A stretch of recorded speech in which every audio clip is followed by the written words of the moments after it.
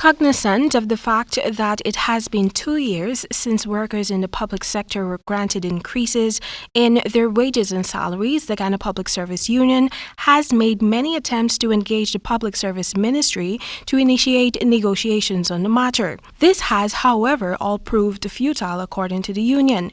The correspondence was copied to President Irfan Ali, Prime Minister Mark Phillips, and Minister of Health Dr. Frank Anthony. According to the union, after submitting its proposal on September 1, 2020 regarding wages and salaries, a correspondence was sent to Permanent Secretary of the Ministry of Public Service, Temika Rodney, calling on government to commence discussions.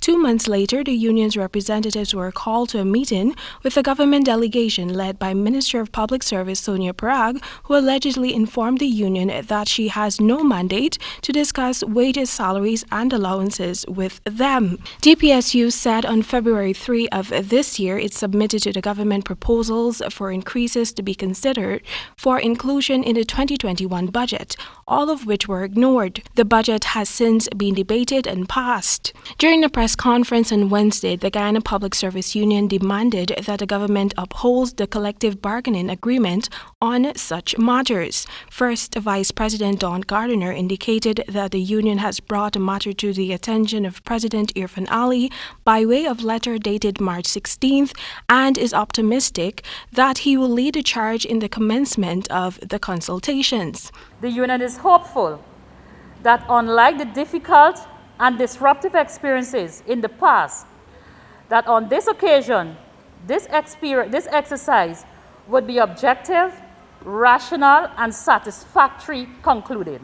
The Guyana Public Service Union has proposed that all public servants be granted a living wage of no less than $100,000 a month. Additionally, the union has submitted a proposal for the review of pensions that are disbursed to retirees in the sector, citing that it is inadequate. It is difficult to comprehend why there is no reduction in taxes and why it is that company tax are at a flat rate of 25%.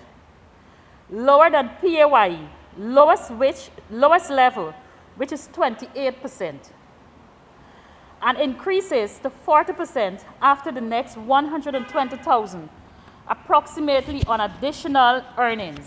The union also holds the view that a tax threshold for employees should be raised to $120,000 and that there should be a reduction in taxes, specifically pay as you earn.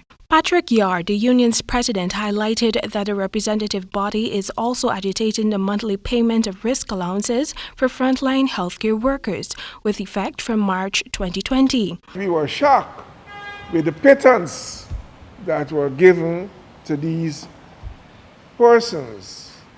Okay, so it is not something that we have forgotten. It is something that we will continue to pursue. We feel the government has the ability to pay.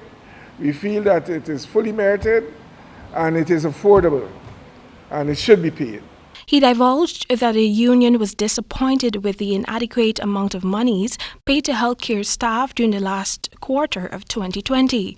Temika Rodney reporting for the HGP Nightly News.